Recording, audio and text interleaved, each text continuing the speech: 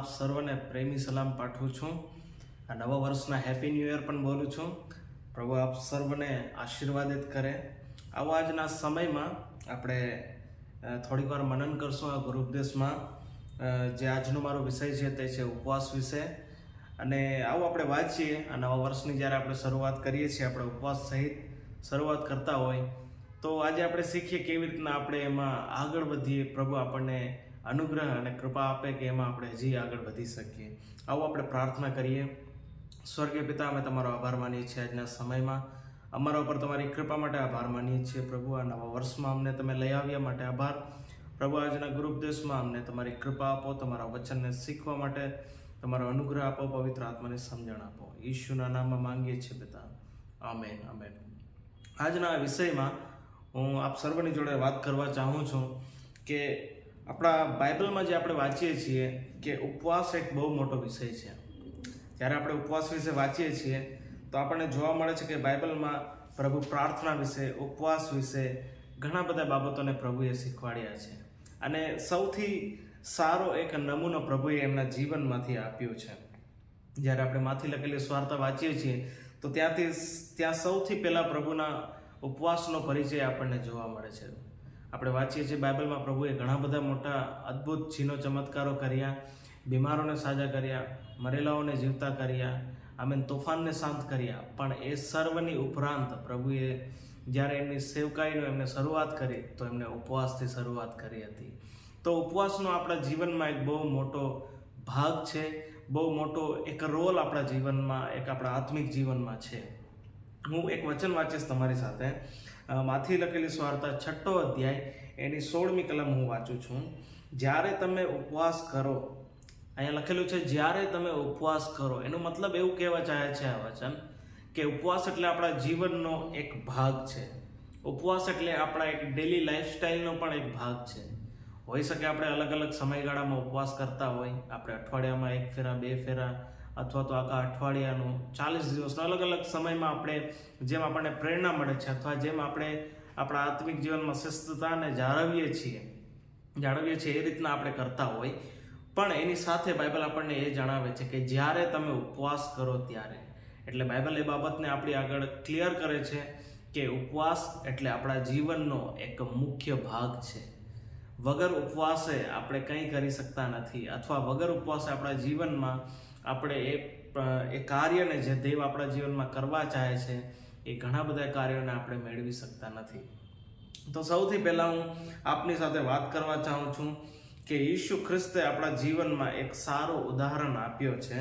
એના માટે આપણે વાંચી શકીએ 4થા અધ્યાયમાં।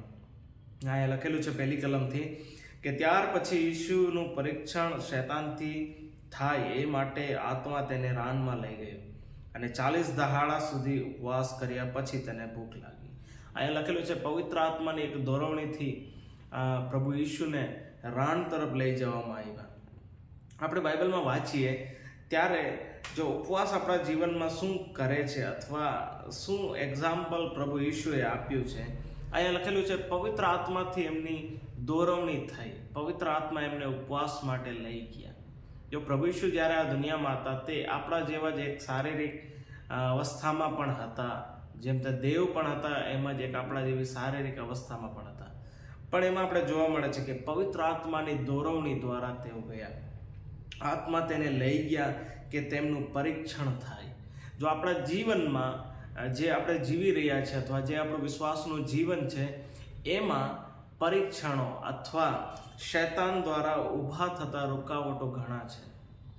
આ નવા વર્ષને આપણે ઉત્સાહ સાથે શરૂઆત કરીએ છીએ અથવા આપણે ઘણી બધી યોજનાઓ બનાવી છે, પણ આપણે ખબર નથી કે આ વર્ષના સમાપ્તિ સમયમાં બાબતો કેવી હશે અથવા આપણા માટે જે યોજનાઓ આપણે કરી તે કેટલી કારગર હશે।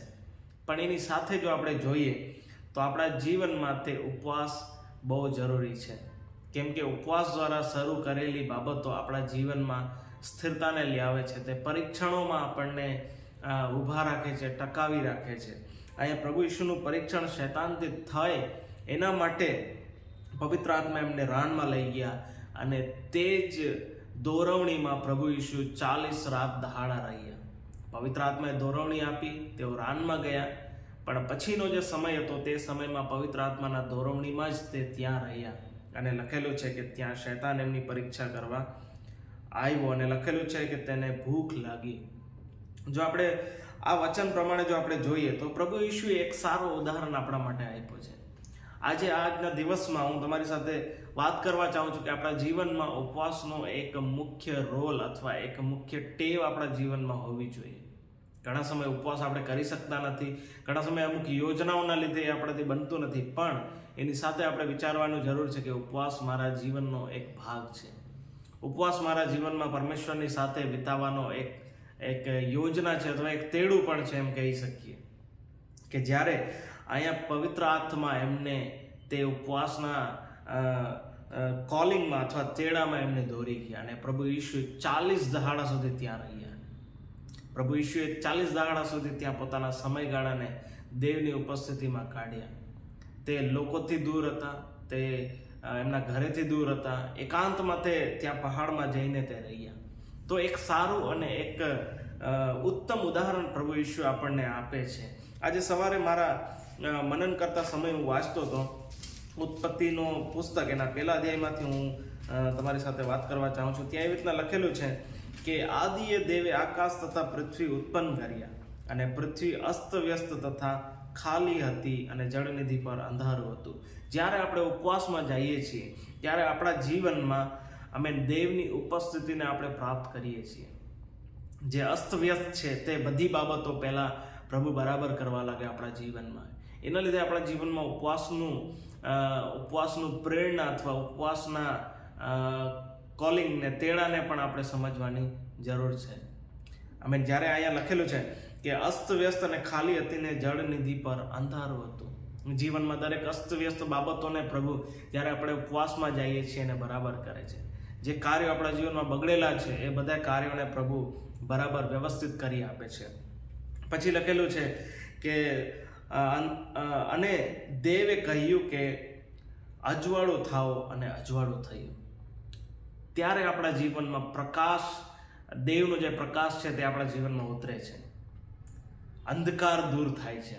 જ્યારે આપણે ઉપવાસમાં જઈએ છીએ ત્યારે આપણા જીવનમાંથી તે બંધનો તૂટે છે. જે બાબતોને આપણે નોર્મલી પ્રાર્થના કરવાથી દૂર કરી શકતા નથી એવા કાર્યોમાં ચેન્જીસને આપણે જોઈ શકીએ છીએ. તો અહીંયા લખેલું છે એ પ્રમાણે કે જળનિધિ પર અંધારું હતું અને દેવનો આત્મા પાણી પર હાલતો હતો. જો પવિત્ર આત્માની ઉપસ્થિતિ ત્યાં હતી, પણ આ જગ્યામાં એક સૃષ્ટિ થઈ. આ જગ્યામાં જે બગડેલી બાબતો હતી તેને દેવે બરાબર કરી. એવી રીતના જ આજે જ્યારે આપણે ઉપવાસમાં જઈએ છીએ આપણા જીવનમાં પણ પ્રભુ આવા કાર્યોને કરે. પછી આપણે વાંચીએ આગળ તો લખેલું છે કે અજવાળું તથા અંધારું અજવાળું થયું અને એ સારું છે અને દેવ અજવાળું તથા અંધારું જુદા પાડ્યા. જો અજવાળું સારું છે, શું સારું છે એવા કાર્યોને આપણા જીવનમાં આપણે પારખી શકીએ છીએ. જ્યારે આપણે ઉપવાસમાં જઈએ છીએ, એકાંતમાં જ્યારે આપણે રહીએ છીએ ત્યારે આપણે દેવના વાણીને સાંભળીને આપણા માટે શું ઉત્તમ છે, શું દેવની યોજના છે એને આપણે પ્રાપ્ત કરી શકીએ છીએ. આ નવા વર્ષમાં હું તમને ઉત્સાહિત કરવા ચાહું છું કે પ્રભુ જેમ તમારા જીવનમાં પ્રેરણા આપે છે અથવા તો એક દૈનિક જીવનના એક ભાગમાં તમે તમારા જીવનમાં ઉપવાસને સામેલ કરીને એ પ્રમાણે તમે પ્રભુમાં આગળ વધો. કદાચ તમે ઉપવાસ કરવામાં નબળા હશો અથવા તમારા જીવનમાં તમે લાંબા સમયગાળા સુધી એ ના કરી શકતા હોય, પણ હું તમને ઉત્સાહિત કરવા ચાહું છું કે તમે ટૂંકા સમયથી પણ તમે શરૂ કરો અને દેવના એ કાર્યને તમે અનુભવ કરો. કેમ કે પ્રભુ ઈશુએ આપણા માટે ઉપવાસનું એક સરસ ઉદાહરણ આપીને તેઓ ગયા છે. બાઇબલમાં આપણે જૂના કરારમાં વાંચીએ તો પહેલાં પણ ઘણા બધા લોકોએ ઉપવાસ કરેલા છે, પણ સૌથી એક ઉત્તમ ઉદાહરણ જે આપણને જોવા મળે છે કે જૂના કરારમાં જે ઉપવાસો છે એના કરતાં પ્રભુ ઈશુનો ઉપવાસ જે આપણને અલગ જોવા મળે છે તે એ છે કે ત્યાં શૈતાનની સાથે આત્મિક યુદ્ધમાં પ્રભુ ઈશુ જીત્યા. જ્યારે આપણે ઉપવાસમાં રહીએ છીએ અથવા ઉપવાસ કરવાનો આપણે નક્કી કરીએ છીએ, આપણી સાથે એક આત્મિક યુદ્ધમાં જે આપણી સાથે ચાલી રહ્યું છે એનો સામનો કરતા આપણને આવડી જાય છે. પ્રભુના એક સારા સેવક એવી રીતના બોલે છે કે જ્યારે મારા ઘરમાં ઉપવાસ હોય અમે પાણીના નળના ટેપને પણ બંધ કરી દઈએ છીએ કે જેથી કરીને અથવા અમે ફ્રીજના દરવાજાને પણ અમે લોક કરી દઈએ છીએ જેથી કદાચ ભૂલથી અમે જઈને ત્યાં ફ્રીજ ખોલીએ તો અમને યાદ રહે કે અચ્છા આજે ઉપવાસ છે. ખૂબ સરસ વાત તેઓ એમના જીવનથી બોલે છે, એમના જીવનનો વ્યક્તિગત અનુભવ છે.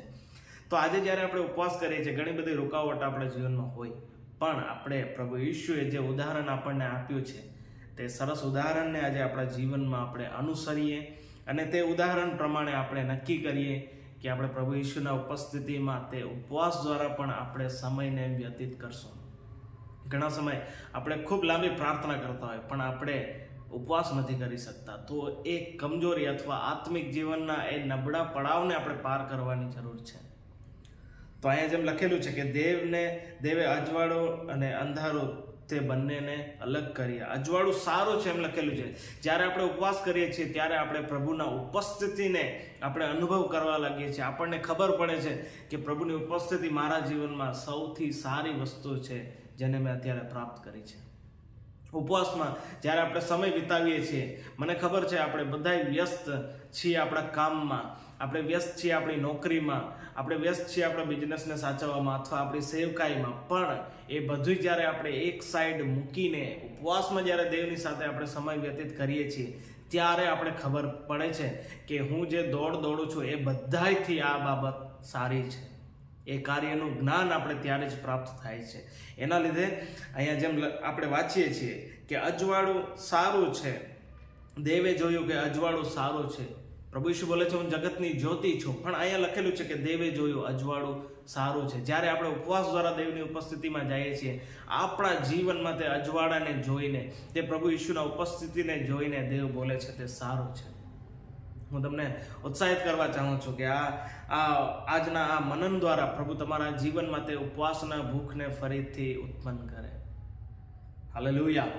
તો અહીંયા આપણે વાંચીએ છીએ કે પછી આગળના સમયમાં, આગળના ભાગમાં જેમ આપણે વાંચીએ છીએ, પછી સૃષ્ટિનું કાર્ય શરૂ થાય છે. જેમ જેમ આપણે ઉપવાસનો સમય વિતાવીએ છીએ તેમ તેમ દિવસે દિવસે આપણા જીવનમાં નવા કાર્યોનું સર્જન દેવ કરે છે.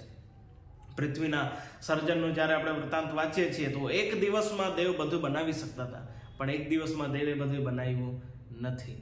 પણ દેવે એક દિવસના ગાળામાં બધી બાબતોને બનાવ્યું, બધી બાબતોને આશીર્વાદિત કર્યા. જ્યારે આપણે ઉપવાસમાં જઈએ છીએ ત્યારે દેવ એ નવા કાર્યોને કરે છે એટલું જ નહીં, પણ એને સાચવવા માટે પણ દેવ આપણા જીવનમાં તે આશીર્વાદને આપે છે. એને વધારવા માટે પણ દેવ આપણા જીવનમાં આશીર્વાદને આપે છે. તો આજના આ વચન દ્વારા પ્રભુ તમને આશીર્વાદ આપે. આજના ગુરુ ઉપદેશ દ્વારા પ્રભુ તમારા જીવનમાં તે ઉપવાસ વિશેના તલબને અથવા તે ભૂખને અથવા તે તેડાને પ્રભુ તમારા જીવનમાં ઉજાગર કરે. આમેન. આપણે જેટલા પ્રભુના ઉપસ્થિતિમાં આપણે જશું એટલા જ આપણે આપણા જીવનમાં તે અજવાળું આવશે, જે અજવાળું દેવને સારું લાગે છે. હાલેલુયા. જેટલા દેવના ઉપસ્થિતિમાં આપણે જાશું એટલું જ દેવને આપણી ઉપસ્થિતિ, તેમના ઉપસ્થિતિમાં એને સારો લાગશે. જ્યારે આ ભાગ આપણે વાંચીએ છીએ એના આગલા ભાગમાં આપણે વાંચીએ તો આદમ અને હવાએ પાપ કર્યું અને તેઓ દેવથી સંતાઈ ગયા, પણ ત્યાં દેવ તે લોકોને આવીને બોલાવે છે. ઉપવાસ તે પ્રભુના ઉપસ્થિતિમાં તેડું છે. ઉપવાસ તે પ્રભુના ઉપસ્થિતિમાં જઈને નવું બનવું છે. ઉપવાસ તે પ્રભુના ઉપસ્થિતિમાં જઈને આત્મિક યુદ્ધ લડવું છે. પ્રભુ ઈશુને પવિત્ર આત્મા લઈ ગયા, ત્યાં દેવદૂતો પણ તેમની મદદ કરી અને તે યુદ્ધને તેઓ વચનથી જીત્યા. તો ઉપવાસ આપણા જીવનમાં બહુ મુખ્ય ભાગ છે. જેમ આપણે વાંચ્યું કે જ્યારે તમે ઉપવાસ કરો એમ પ્રભુ ઈશુ બોલે છે. એની પહેલા આપણે વાંચીએ તો પ્રભુ ઈશુએ સ્વયં પોતાના જીવનથી ઉપવાસ કરીને આપણને દાખલો સમજાવ્યો.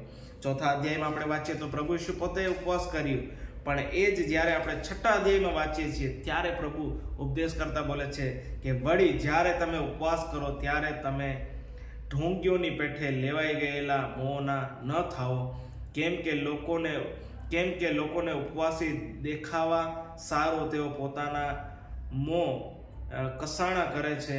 હું તમને ખચિત કહું છું કે તેઓ પોતાનો બદલો પામી ચૂક્યા. ઉપવાસમાં જવું એક આનંદની વાત છે આપણા માટે. ઉપવાસમાં જવું એ પરમેશ્વરનું એક સુંદર ઉપસ્થિતિમાં પ્રવેશ કરવાની વાત છે. ઉપવાસમાં જવું એટલે આપણા સમયને પૂરેપૂરું દેવને આપવાની વાત છે. ઘણા સમય એવું બને આપણે ઉપવાસ કરતા હોય પણ આપણે દેવના ઉપસ્થિતિમાં બેસતા ના હોય અથવા પરમેશ્વર સાથે તે ટાઈમને આપણે સ્પેન્ડ ના કરતા હોય એકાંતમાં. પણ હું આજે તમને ઉત્સાહિત કરવા ચાહું છું કે આ મનન દ્વારા અથવા આ અધ્યયન દ્વારા પ્રભુ તમારા જીવનમાં એ કાર્યોને ફરીથી લાવે અથવા ફરીથી બિલ્ડ કરે, અથવા જો તમે કરતા હશો તો પ્રભુ એને હજી વધારી નાખે, એવી મારી પ્રાર્થના છે. આ ભાગ દ્વારા પ્રભુ તમને આશીર્વાદ આપે. હું વિશ્વાસ કરું છું તમે આશીષિત થયા હશો. આમેન. જેમ પ્રભુએ આપણા જીવનમાં એક સરસ ઉદાહરણ આપ્યું, એમ આજે આપણે પણ તે સરસ ઉદાહરણને અનુસરીએ. આપણા જીવનમાં દેવના ઉપસ્થિતિના તેડાને આપણે સમજીને જઈએ, આપણે ઉપવાસ કરીએ અને તે ઉપવાસ દ્વારા પ્રભુની હજી નજદીકતામાં જઈએ, એના પ્રકાશને આપણે પ્રાપ્ત કરી લઈએ, પ્રભુના ઉપસ્થિતિથી આપણે ભરપૂર થઈએ. આમેન. પ્રભુ આ વચન દ્વારા તમને આશીર્વાદ કરે, તમારા જીવનમાં પ્રભુની કૃપા હંમેશા બની રહે. આવો આપણે પ્રાર્થના કરીએ. સ્વર્ગીય પિતા, હું તમારો આભાર માનું છું આજના સમયમાં તમે આ વચન દ્વારા અમારા જીવનમાં કામ કરો છો. તમારા વચનમાં જીવન છે, તમારા વચનમાં તે પ્રકાશ છે. આમેન. એના માટે આભાર માનીએ છીએ. ઉપવાસ દ્વારા જ્યારે અમે તમારી આગળ સમર્પિત થઈએ છીએ, અમને તમે આશીર્વાદિત કરો છો માટે આભાર માનું છું પિતા. તમારી કૃપા અમારા ઉપર નિરંતર બની રહે. આમેન. સાંભળનારા દરેક લોકોના જીવનમાં બની રહે એવી મારી પ્રાર્થના છે. આમેન. તેઓને તમારી નજદીકતામાં જે આવવા માટે પવિત્ર આત્મા તે તેડા અને સામર્થ્યને તમે આપો. તમારી કૃપા અમારા સર્વ ઉપર બની રહે. આમેન. ધન્યવાદ આપું છું. પ્રાર્થના ઈશુના નામમાં માંગુ છું પિતાજી. આમેન. આમેન. બધાને જય પ્રભુ ઈસુ. પ્રભુ તમને આશીર્વાદ આપે.